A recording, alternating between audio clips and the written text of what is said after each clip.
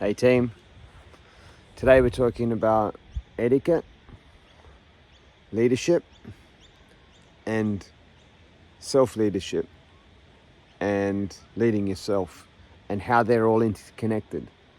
So firstly, I just wanted to read out a definition of etiquette, or something I pulled off the interweb. Etiquette means behaving yourself a little better than is absolutely essential. So etiquette means behaving yourself a little better than is absolutely essential, and I'll probably come back to that as we go through today's talk.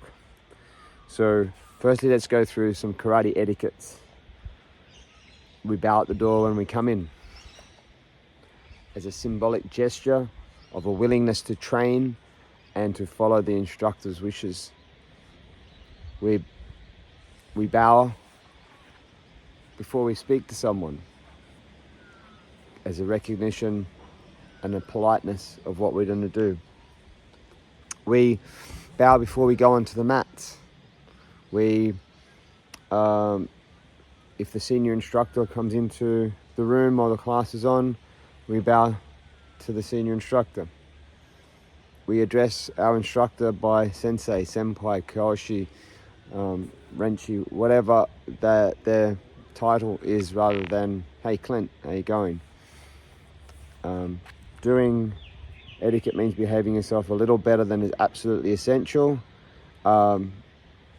If we respond, that can be things like you're writing an email to your instructor, you'd still address them as sensei. If you phone them up on the phone, you'd still address them as sensei. You do that little bit extra. You respond to the instructor when they ask you to do something. Hey, what else? Let me see. We don't wear shoes on the dojo. We don't wear shoes on the mats. We don't eat on the mats. We respect our fellow practitioners. We treat other people as we would like to be treated ourselves. That's a number of the etiquettes, I guess, in karate. So etiquette is for the practitioner, not for the instructor. Yes, as an instructor, I appreciate it. Yes, I like it. No, it's not for me. It's for the practitioner. Let me unbox that a little bit for you. When it comes to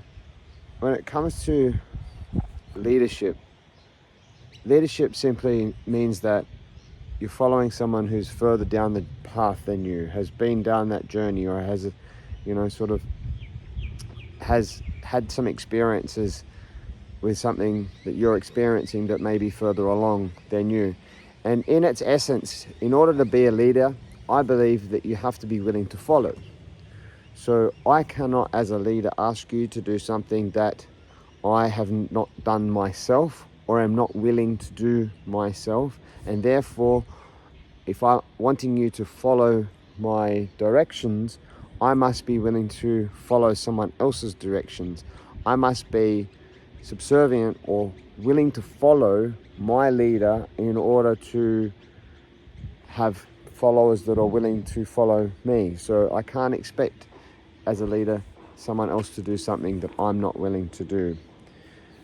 And you are the most important person that you lead. I'm the most important person that I lead. So if I'm not willing to, if you're not willing to let go and to follow someone else's direction, then quite potentially you may not be willing to follow your own directions. Clint, you need to stop eating too much fast food. Oh, screw that. Clint, I might not want to stop smoking cigarettes. Okay, and then the next 2 days later I'm smoking cigarettes again. Relate that to whatever it is for you. By the way, I don't smoke cigarettes, but if you want to increase your personal leadership over yourself, make sure that you are demonstrating that you're willing to follow others. And I think by increasing that willingness to follow others or someone else or your mentor or instructor or whoever it might be for you, then you will find that you will start following your own directions more. Hope, hope that helps a little bit. If you won't sort of follow, like, remember, it's that following is the one thing that you have control of is you and your mindset and your way of thinking over things. And this is one of those ways that we can increase that influence over something you actually have control over. And that's part of becoming a black belt. Finally, you are stronger, more amazing, more capable